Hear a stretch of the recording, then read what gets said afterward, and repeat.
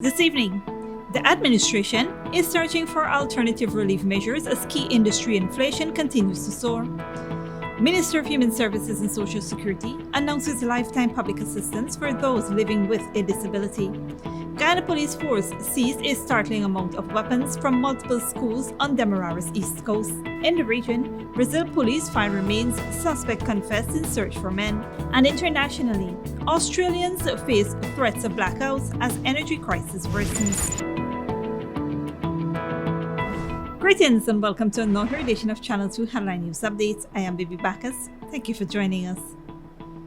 Guyana expects a windfall from the sales of its crude this decade as ExxonMobil plans to add one additional oil production vessel to its offshore operations virtually every year.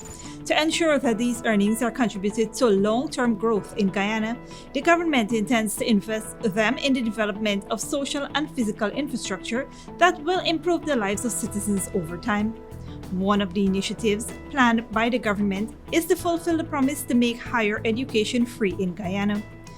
Over the years, several movements have been calling for this, with some supporters noting that Guyana's constitution states that education at all levels should be free. While this is the case for nursery, primary, and secondary education, tertiary fees were introduced in Guyana's premier tertiary education institution, the University of Guyana, a few decades ago. The government expects that increasing access to higher education will accelerate the achievement of the central tenets of its Low-Carbon Development Strategy 2030.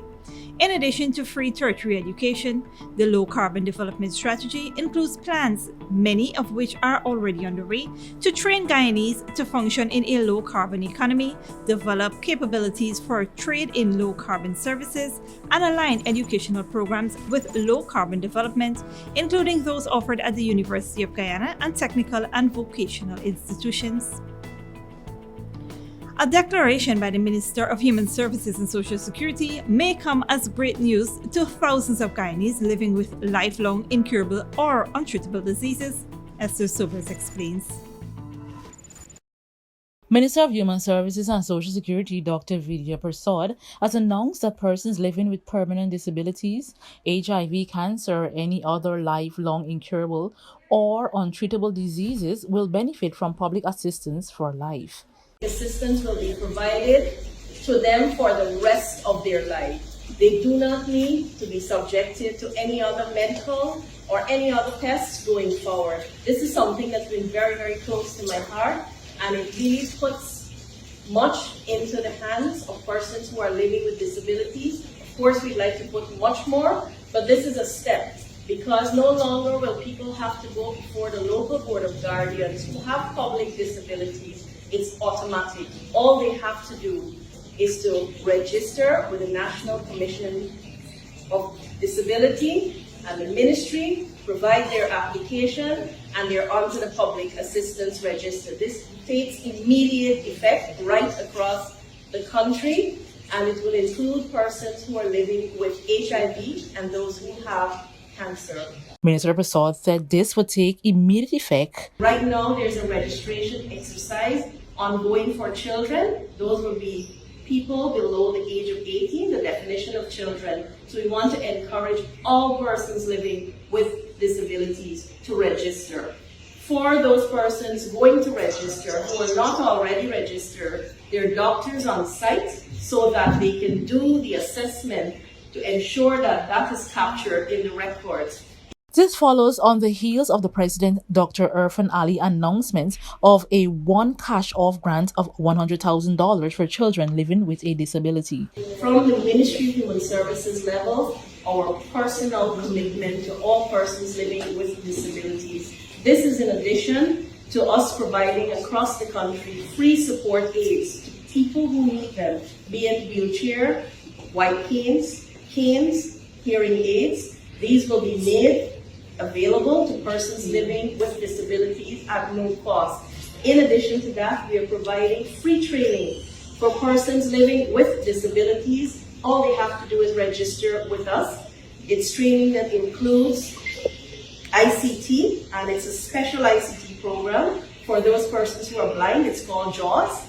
It introduces them to the world of ICT, and we're also working on providing them with tablets, post-training, because we've started this process, and I've seen the happiness on the face of those persons who would have benefited from the training.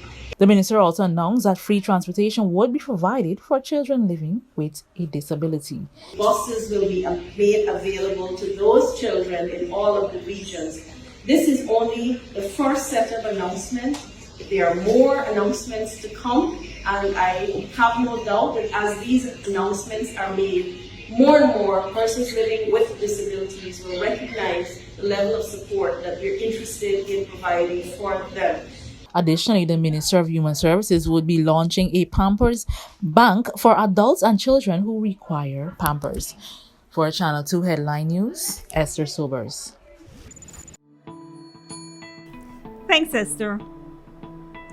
The government will meet with a variety of interest groups as it continues to consider various options for providing assistance to individuals as the cost of living rises. Vice President Dr. Barrett Jagdeo gave this promise in response to a question during a press conference held on Wednesday, June 15th at the Office of the President. The Vice President said $5 billion set aside for the relief measures is not yet exhausted. In the agriculture sector, he disclosed that with the additional cost of equipment, the government is working on acquiring bulldozers and excavators to conduct work on farms to market roads and canals. However, due to the disruption in the supply chain, that equipment will be available until next year. It is a tough period. There is very little that you can do. Look at the US. They, with their might and they have a rough time tackling supply responses. So we're going to keep working through this to see how we can help vulnerable groups as we go along. And one way of doing this too, this is outside of the $5 billion, right? That was set aside. We're going to probably spend another $5 or $6 billion for employing people. So that's another $5-6 billion that will go in people's pockets. Now that's 15,000 persons now, 10 to 15,000 ultimately by next year we're looking at the target. So it means that we're trying to supplement income at the lower level, at the household level, so people can address some of these cost of living issues. But it's really, really effective. Jagdeo said the administration, in recognition of rising costs of basic food and other items, is looking at supplementing income at household levels. And so as we consult with different interest groups, we're trying to do stuff. So we met with the fishermen, we met with people from the hinterland, met with the farmers. So we keep going. We're meeting with all the folks. The president met with people with disability. So as we meet with different groups, we try to extend the help through consultations. The administration, in response to increase in prices across sectors, continues to provide support through the reduction and, in some cases, removal of taxes. Recent interventions include $150,000 cash grant for fish folks, $25,000 cash grants for households in the hinterland and riverine communities, $1 billion in fertilizer support for farmers, and $100,000 cash grants and other support for children with disabilities. Stick around after the break. Guyana Police Force seized a startling amount of weapons from multiple schools on the Demerara's east coast, and the government will begin a new project in the hopes of increasing the number of young people interested in agricultural cultivation. But before that, here's the bridge retraction schedule.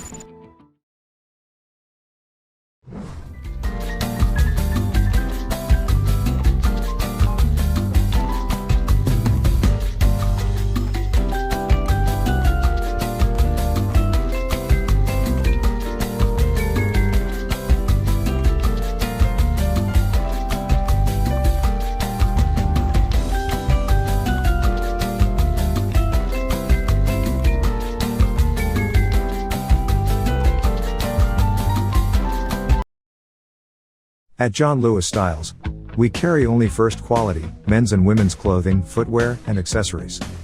As authorized dealers, our items come directly from the manufacturing brands, and are available in all sizes and colors. What we sell was never on display in another store. It's time you know the truth about what you buy. Come visit us on Waterloo Street. John Lewis Styles. Simply different.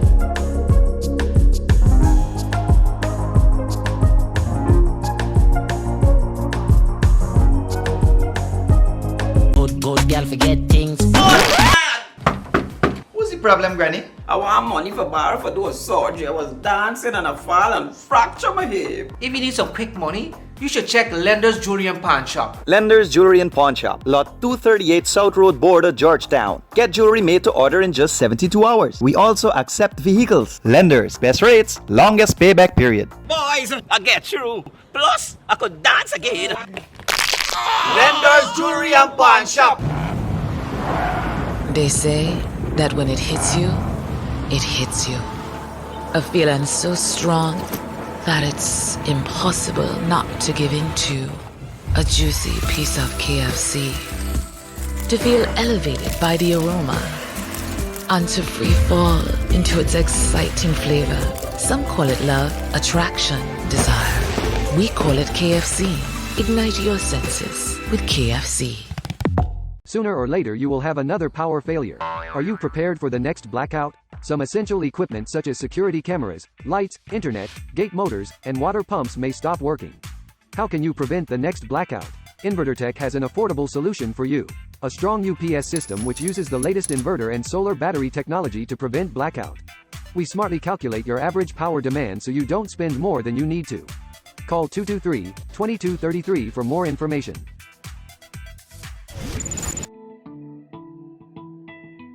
Welcome back. Several weapons were discovered and confiscated by police officers during their periodic inspections of schools throughout the Demerara's East Coast. The practice was carried out with the help of teachers and schools welfare unit, as the service explains. As the Ministry of Education continues its collaborative efforts with the Guyana Police Force to tackle violence in school throughout Guyana, ranks of Regional Division Force on Thursday, June 16th, visited several schools on the east coast of Demerara and spoke with students and conducted random searches. The exercise was done with assistance of teachers and the school welfare unit. The school visited yesterday were Lancaster Secondary, Bladen Hall Multilateral Secondary School, Practical Instructional Center, Annadale Secondary, Buxton Secondary, Pleasant Secondary, Pettifer Secondary, LaBonne Intention Secondary, Anne's Grove Secondary, since Cuthbert Mission Secondary, Hope Secondary, Golden Grove Secondary, and President's College. The ranks carried out searches on several bags of the students in presence of the teachers and welfare officers of the school, during which several scissors, screwdrivers, a toy gun, and knives were found and confiscated by ranks. Capitalizing on the opportunity, the team of police ranks spoke with the students on several topics such as violence and crime committed at school, gang fighting, and taking offensive weapons to school. The team, before departing, also advised students about the negative impact that such actions and behavior may have on their lives. For Channel 2 Headline News, Esther Sobert. Thanks, Esther. Despite agriculture being a key source of employment in Guyana, older individuals have traditionally taken on the role of farming, whether on a small or large scale. However, as the country develops, it is becoming increasingly necessary for the younger generation to pursue careers in agriculture. The government over the past 2 years have invested billions in the sector, reviving and expanding, as well as establishing new initiatives to get more youths involved in agricultural cultivation. One such project is the President's Shade House Initiative, which was launched in January and is specifically targeting the younger population. The project falls under the Agriculture and Innovation Entrepreneurship Program and caters for the constructing of 275 shade houses across the country. CEO of AIEP, Tricia Mangosik, said with youth involvement in cultivation, the country will come closer to achieving food security and reducing the food import bill. Further, Mangosik explained that several modern and innovative methods are being used in agriculture, such as drip irrigation, fertigation, shade cultivation, among others. She noted that with these techniques, farming is made easier for the younger generation. Also, crops grown in shade houses are highly requested by restaurants, hotels, and other businesses across the country. Don't go way after the break. US targets inflation with biggest rate hike since 1994, and Australian faces threats of blackout as energy crisis worsens.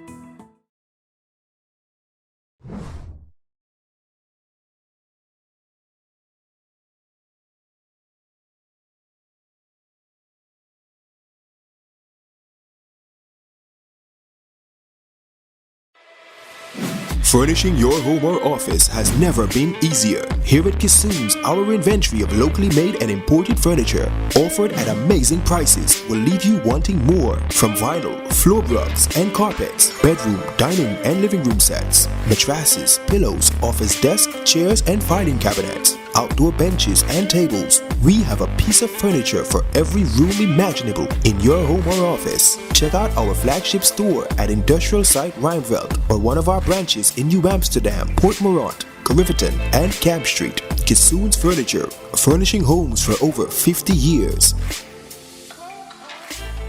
Sooner or later you will have another power failure. Are you prepared for the next blackout? Some essential equipment such as security cameras, lights, internet, gate motors, and water pumps may stop working. How can you prevent the next blackout? InverterTech has an affordable solution for you. A strong UPS system which uses the latest inverter and solar battery technology to prevent blackout. We smartly calculate your average power demand so you don't spend more than you need to. Call 223-2233 for more information. When you need money and you gotta get it fast, Creative Jewelry and Pawn Shop is the place for that confidential transaction in a quiet and secure location. You'll get the highest value per pennyweight for your gold and also enjoy the lowest interest rates and longest payback period too. Yes, for that instant transaction to solve a pressing financial problem. That Creative Jewelry and Pawn Shop, 46 Boyle Place, that's between the Ministry of Housing on Brick Dam and White Castle Fish Shop. Be your first and only choice. Creative Jewelry and Pawn Shop, safe and sound, solid and secure, always there for you. Telephone 231-7878 and 223-8955. Welcome back. Now we take a look at news in the region and around the world. Brazilian police have found human remains in their search for missing British journalist Dom Phillips and Brazilian indigenous expert Bruno Pereira after a suspect confessed to killing them in the Amazon rainforest and took investigators to where the bodies were buried. Al Jazeera's Monica Yadikir reports. It took Brazil's police 10 days to find the place where indigenous expert Bruno Pereira and British journalist Don Phillips were allegedly buried. Policemen said Amarildo da Costa, a local fisherman, confessed to the killing and led them to the burial site, more than 3 kilometers into the Amazon jungle. This is where the crime happened, where we found the bodies buried. Human remains found there will be compared to DNA samples obtained from the families of Pereira and Phillips. The journalist's wife, Alessandra Sampaio, has issued a statement saying that the family can now find closure. But she also says this should be the first step of a broader investigation into crimes committed in the Amazon. Pereira and Phillips were allegedly ambushed on their way back from the Javari Valley, an area twice the size of Japan and home to the world's largest number of uncontacted indigenous tribes. When they went missing on June the 5th, local communities organized search parties and asked the government for help. Joel Rodrigues, who worked with Bruno Pereira for 11 years, told us they had both been threatened for trying to stop illegal fishing in the reservation. Some months ago, we followed Pereira on the same path he took Dom Phillips, part of research for a book he was writing about conservation in the Amazon. The indigenous expert was helping Javari tribes track down trespassers and stop them from stealing fish. On the river, we met Amarildo da Costa, one of the 2 men who, according to the police, killed Pereira and Phillips. The case stirred up the international community. Brazil's President Jair Bolsonaro was asked about the investigations during his meeting with Joe Biden. And British Prime Minister Boris Johnson said that the search for Phillips should be a priority. Community leader Paulo Marubo says investigations must continue because he believes there's much more to these 2 deaths. Illegal fishing has been associated with drug trafficking in this part of the Amazon, which borders Peru and Colombia.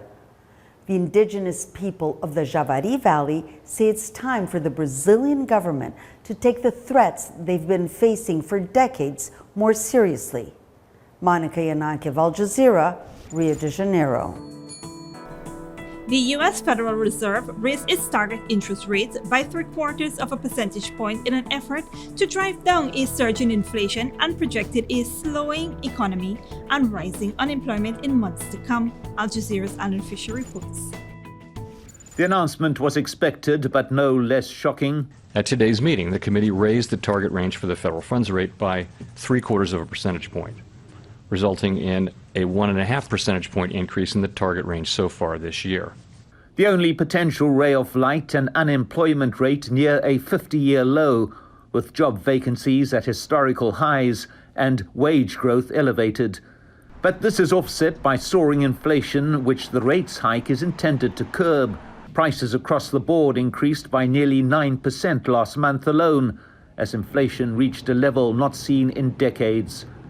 The interest hike will increase the price of mortgages and insurance, among other things, but the Fed hopes it will also dampen consumer spending, which in turn should reduce inflation. My colleagues and I are acutely aware that high inflation imposes significant hardship, especially on those least able to meet the higher costs of essentials, like food, housing, and transportation. We are highly attentive to the risks high inflation poses to both sides of our mandate, and we're strongly committed to returning inflation to our 2% objective. And that would be welcomed by a suffering public. Y'all have got to slow it down and stretch this gallon of milk, because mommy don't have another $6 every 2 days to go to Safeway to buy this milk. For Chelsea Lewis and her family, inflation is not an abstract statistic. It's an everyday burden that determines whether there's food on the table or whether she can drive her twin high school kids to track meets. The surge in prices is particularly hard on people still recovering from the economic ravages of a pandemic. This has been a rough time, and then with the recent, with the Ukrainian situation, and then the gas prices shooting up, it's just like this world is certainly even more rough for the ones who were already struggling to keep their head above water. So it's kind of like now, I can speak for myself, you kind of feel like you're drowning in a sense. Chelsea is holding down several jobs while studying for a degree, but she couldn't cope without a government safety net, in particular a housing subsidy known as Section 8. Food stamps about $800 a month. My daughter, who you just met, she's on Social Security. That's how we're managing. But the good blessing is before we moved to Georgia, after 6 years of being on the Section 8 housing voucher program, I made it to the top. After the Fed's announcement, the White House, which continues to blame much of the gloomy economic outlook on Russian President Vladimir Putin's action in Ukraine, said it was doing everything to steady growth. That's little comfort to the Lewis family, which regularly plays a board game called the Game of Life, in which players get into debt, take out insurance, make investments, buy property, and so on. But they have little or no control over the real game of life being played out beyond these walls, one of rampant inflation and rising interest rates, in which the consumer is always the loser. Mike Hanna, Al Jazeera, Washington. And internationally, Australia's newly elected government is facing a perfect storm with rising inflation, food shortages, higher interest rates, and now energy crisis. Al Jazeera's Sarah Clark reports. This is one of Australia's busiest fruit and vegetable markets. It's normally a hive of activity, but after a series of extreme weather events, less fresh produce is being delivered to Sydney markets. At the moment, the vegetable lines are really short in supply, mainly due to the fact that we had Queensland had floods, 2 floods in about 3 or 4 weeks. Very cold weather, Arctic conditions down south in Victoria. That's caused all these short supplies. Kentucky Fried Chicken has substituted lettuce with cabbage in its burgers. The floods combined with a labour shortage as a result of border closures have also pushed up retail costs. When there's no supply, you have demand, and there's demand, prices have to go up because people want products. It's not just a shortage of fresh produce. Australia has been plunged into an energy crisis, with the national market operator suspending market pricing to avoid power outages in up to 5 states. The war in Ukraine has led to a global gas shortage, prompting Australia to rely on its ageing coal-fired power stations, a quarter of which are currently offline. Despite being a major producer, 90% of the liquefied natural gas produced on the East Coast is exported to China, South Korea and Japan.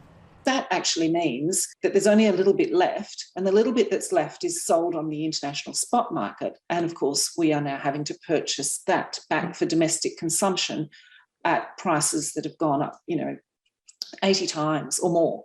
The energy regulator has intervened and set a price cap, but many families will still be struggling to heat their homes as Australia experiences a series of cold fronts.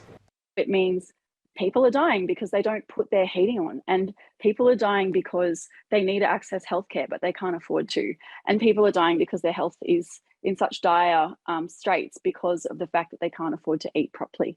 The gas crisis and food shortage are just two of a number of challenges facing the newly elected Labor government. With this in mind, they've agreed to introduce new cost of living measures in the October budget to deliver on election pledges on childcare, wages and medicine. Until then, the government's warned there's unlikely to be any immediate reprieve. Sarah Clark, Al Jazeera, Brisbane. And that is it for today's regional and international news. Here now is your 3-day weather forecast.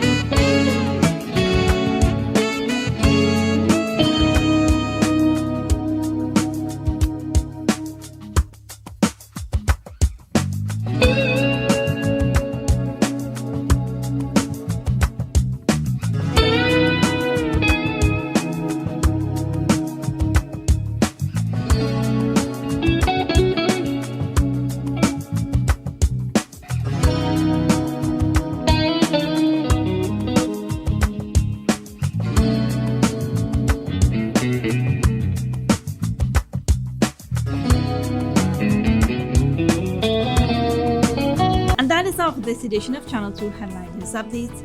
We will be back on Monday at 7 p.m. for another edition. Be sure to subscribe, like and follow us on Facebook and YouTube. Until then, please take care of yourself and each other.